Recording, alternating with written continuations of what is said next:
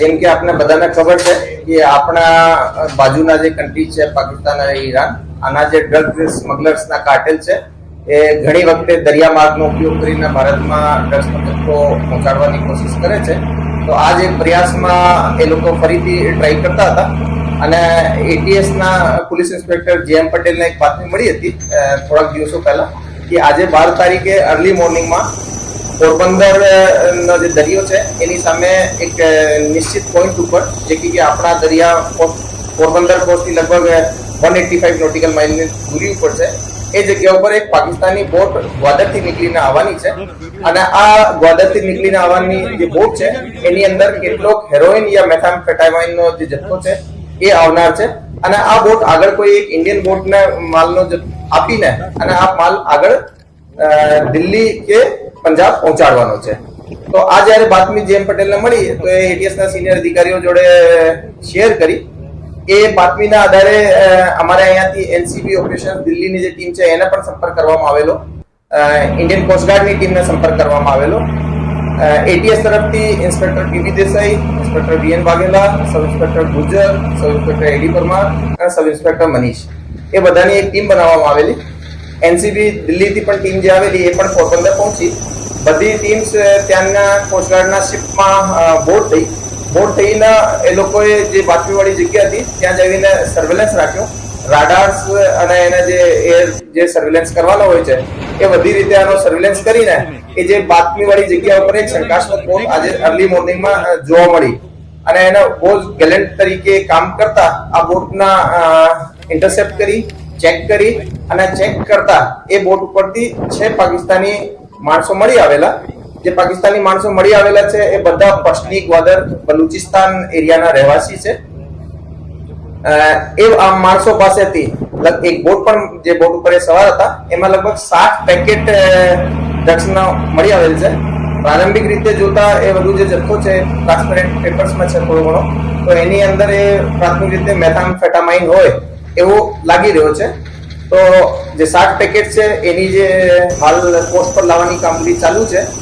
એને જે કુલ જથ્થો જે છે એનો વજન મિનિમમ 60 kg થશે, પરંતુ એનો જે ડિટેલ છે એ આપણે અમે જ્યારે એને લાવીને ચેકિંગ કરીશું ત્યારે જણાવી આવશે અને એની જે અંદાજિત કિંમત છે એ લગભગ 420 કરોડ રહેશે.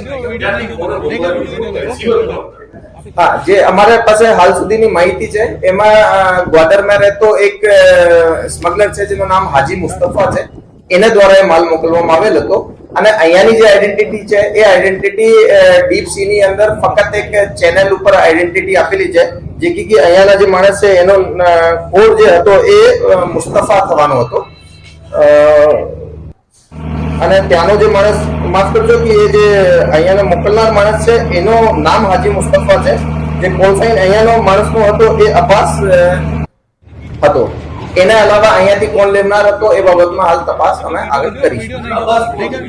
અબ્બાસ કોલ સાઇન છે જે માણસનો જે લેવા આવવાનો છે, એને ઓરિજિનલ નામ છે કે નહીં એ અમે હાલ નહીં કહી શકીએ, પરંતુ એક પર્ટિક્યુલર ચેનલ ઉપર આ કોલ સાઇન થી કોલ કરતા એ સામેવાળો જવાબ આપવાનો. એ અમે ઘણી બધી એજન્સીઝમાં જે ઇન્ટરનેશનલ સ્મગલર્સ પર કામ કરે છે એમાંથી માહિતી ભેગી કરીએ છીએ, કારણ કે કોમન નેમ પણ ઘણી વખતે હોય છે.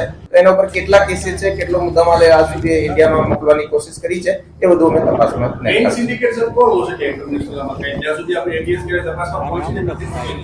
નહીં, એવો છે કે ઘણી વખતે એટીએસ ના ઘણા બધા તપાસમાં જોયા છે કે ભાઈ એમાં રિસીવર, સપ્લાયર્સ અને મોટા મોટા જે સ્મગલર્સ છે એ બધાના નામ ખુલ્યા છે અને એ કેસમાં પણ આ જ રીતે મેન નાકા સુધી આમાં પહોંચી ગયા છીએ. આનો નામ ખુલ્યો છે તો અમે આ નથી કહેતા કે ભાઈ આ કેસમાં ક્યારે ખુલશે, પરંતુ અમારી તપાસ એ કન્ટિન્યુઅસલી જારી રહેશે અને ભલે કોઈ પણ આકા હોય પરંતુ એ ગુજરાત મારફતે જે માલ મોકલવાની આની કોશિશ છે એ દર વખતે અમે એને પૂરો કરીશું અને ક્યારે પણ નીકળવા દઈશું.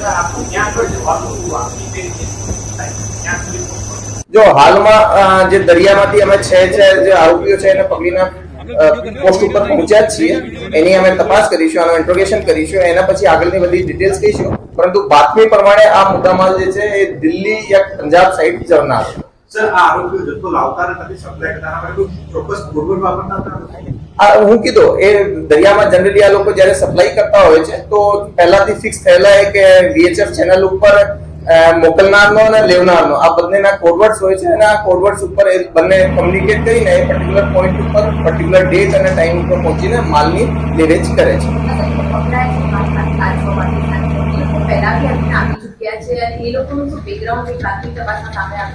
એ પ્રાથમિક તપાસમાં 6 જે માણસો છે એ ફિશરમેન છે, પરંતુ આ લોકો ઇન્ડિયામાં કેટલી વાર આવ્યા એ બાબતમાં અમે હાલ નહીં. ફિશરમેન્સને જનરલી એમ પણ પેમેન્ટ્સ એના જે અકાઉન્ટ દ્વારા ત્યાં જ આપવામાં આવે છે. જે મેન ડ્રગ માફિયા હોય છે એ એના સપ્લાયર્સને જે પેમેન્ટ કરે છે એ એની ચેનલ બાબતમાં આ લોકોને એટલી ખબર નથી. સપ્લાય સંપૂર્ણ બંધ નહીં થાય આપણાથી ચાલુ રહેશે.